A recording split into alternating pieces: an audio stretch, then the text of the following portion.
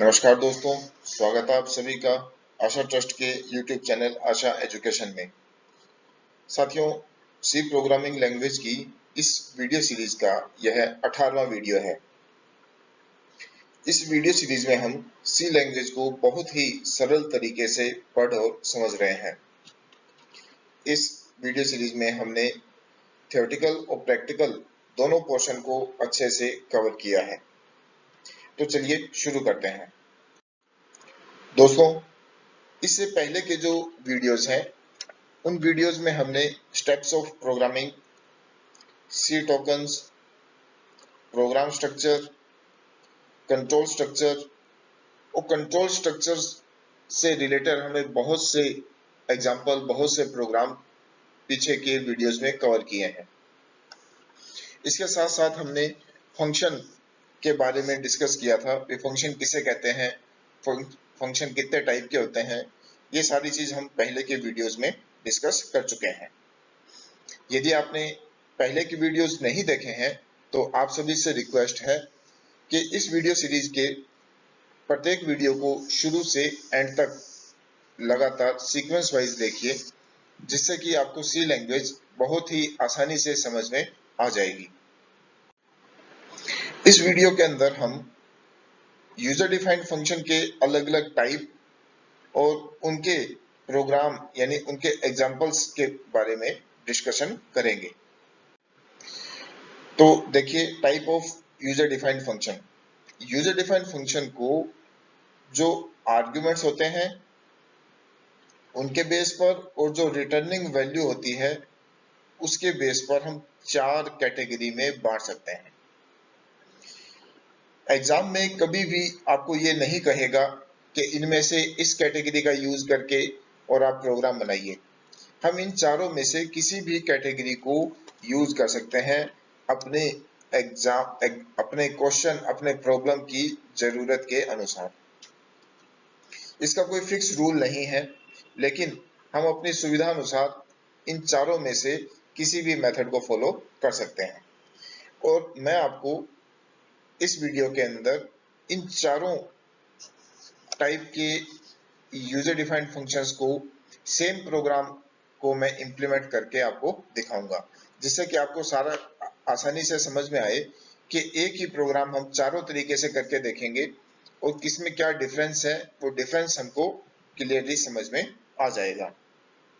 तो इसका पहला टाइप जो बताया जा रहा है वो क्या है कि function with argument and with return value, यानी ऐसा फंक्शन हम बना सकते हैं जिसमें आर्गुमेंट भी होंगे और जो कोई वैल्यू को रिटर्न भी कर रहा होगा। दूसरा जो फंक्शन है, फंक्शन का जो टाइप है वो ऐसा बन सकता है कि जिसमें आर्गुमेंट तो है लेकिन वैल्यू रिटर्न नहीं हो रही है, तो विदाउट रिटर्न वैल्यू। दूसरा टाइप ये ऐसा हो सकता है। फिर फंक्शन का जो तीसरा टाइप है, तीसरा टाइप क्या हो सकता है कि ऐसा फंक्शन जिसमें कोई आर्गुमेंट ना हो, यानी विदाउट आर्गुमेंट, और विद रिटर्न वैल्यू, यानी आर्गुमेंट तो नहीं है लेकिन वैल्यू रिटर्न हो रही है।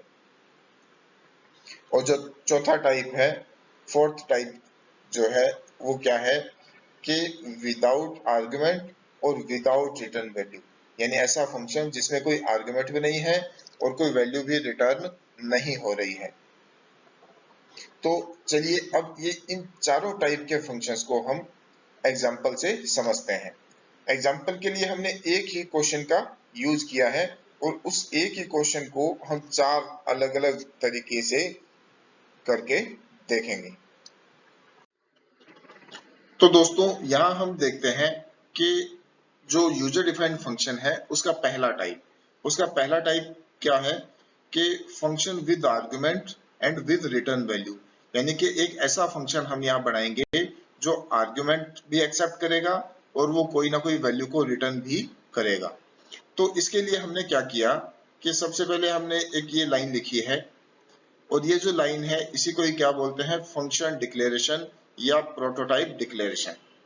अब इसके भी 3 पार्ट हैं, इसको हम डिटेल से समझते हैं कि ये जो फंक्शन डिक्लेरेशन है इसका जो पहला पार्ट है वो इसका डेटा टाइप बताता है।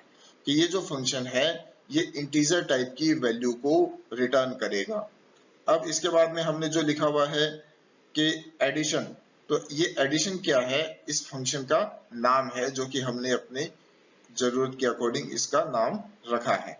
फिर इसके बाद में जो हमने ब्रैकेट्स के अंदर जो लिखा है कि इंट कोमा इंट, तो इसका मतलब क्या है कि ये जो फंक्शन है ये इंटीजर टाइप के दो आर्गुमेंट्स को यूज करेगा, या इंटीजर टाइप के दो आर्गुमेंट्स इस फंक्शन में पास किए जाएंगे यानी कि भेजे जाएंगे। तो इस तरीके से फंक्शन डिक्लेरेशन से हमको ये सारी बातें ज्ञात हो जाती हैं। अब इसके बाद देखिए हम क्या करते हैं कि हमने और मेन फंक्शन की डेफिनेशन में हमने ये वाली लाइन लिखी है। तो ये जो लाइन है ये क्या कहलाती है, इसी को ही हम क्या बोलेंगे, फंक्शन कॉल बोलेंगे। हालांकि जो हमने ये लिखा है printf, हमने ये लिखा scanf, हमने फिर से लिखा printf और getcs, ये सब भी क्या है, फंक्शन कॉल ही है। लेकिन ये कैसे फंक्शन थे, ये प्री डिफाइंड फंक्शन थे। और हम जो बात कर रहे हैं वो किसके बारे में कर रहे हैं, यूजर डिफाइंड फंक्शन के बारे में। तो हमने जो ये एडिशन फंक्शन यहाँ पर ये जो लाइन लिखी है यही क्या है, फंक्शन कॉल है। और यहाँ पर हम क्या कर रहे हैं कि a और b इन दो वेरिएबल को आर्गुमेंट्स के रूप में पास कर रहे हैं। अब इसका क्या मीनिंग है ये हम डिटेल में समझते हैं कि हमने scanf के अंदर a और b की वैल्यूज को रीड किया।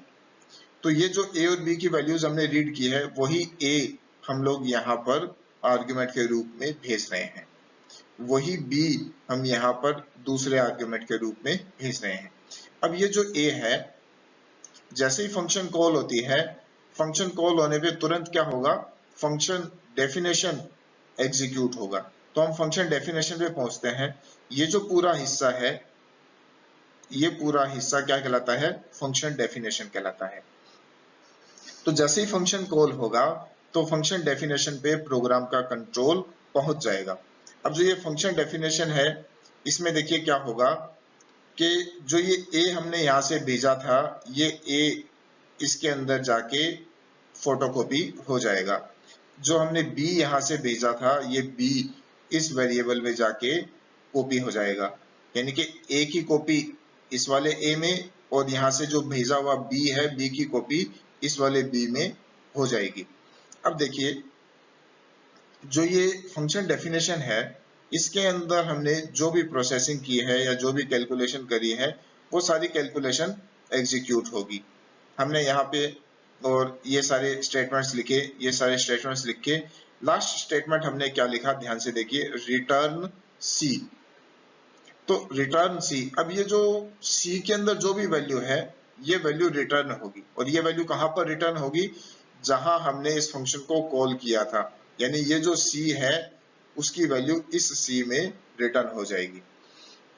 अब यहाँ पे फिर से एक चीज आपको मैं वो बताता हूँ कि मेन फंक्शन के अंदर भी हमने वेरिएबल के नाम लिए a, b और c, और जो हमने फंक्शन डिफाइन किया है उसके अंदर भी हमने वेरिएबल के नाम लिए a, b और c।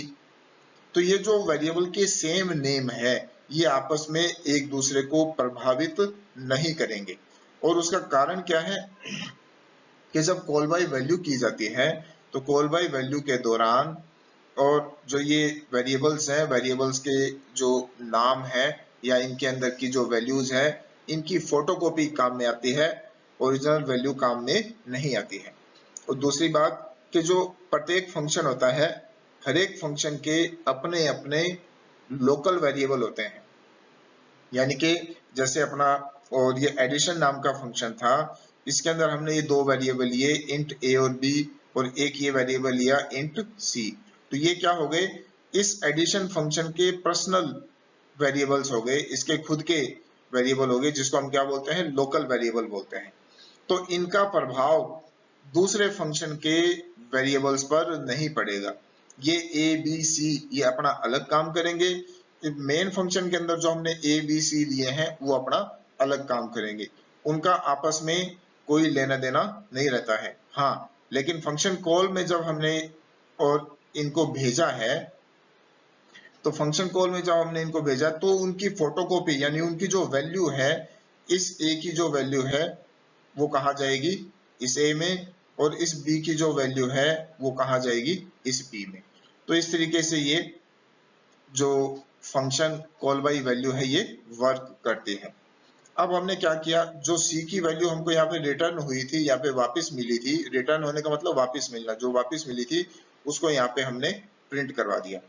तो इस तरीके से हमने ये देखा कि इस प्रोग्राम में कैसे फंक्शन को डिक्लेयर किया गया, कैसे फंक्शन को कॉल किया गया और कैसे फंक्शन को डिफाइन किया गया। बस यही डिफरेंसेस हमको आगे के प्रोग्राम में समझने हैं। तो चलिए देखते हैं इसका दूसरा वर्जन। क्वेश्चन वही सेम है, दो संख्याओं को जोड़ने वाला, लेकिन फंक्शन का जो टाइप है वो अलग है। इसमें क्या है कि विदाउट आर्ग्यूमेंट, यानी इसमें कोई भी आर्ग्यूमेंट एक्सेप्ट नहीं करेगा लेकिन वैल्यू को रिटर्न करेगा। तो देखते हैं। अब देखिए ये जो इसका फंक्शन डिक्लेरेशन है ये पहले वाले से कुछ चेंज है। इसके ब्रैकेट खाली है, ब्रैकेट के अंदर हमने कुछ भी नहीं लिखा है। इसका मतलब यह है कि फंक्शन कोई भी आर्ग्यूमेंट को एक्सेप्ट नहीं करेगा। अब यहाँ हमने फंक्शन कॉल किया है, तो फंक्शन कॉल के दौरान भी हमने क्या लिखा है, सिंपल एडिशन लिखा है, ब्रैकेट में कुछ भी नहीं पास किया है।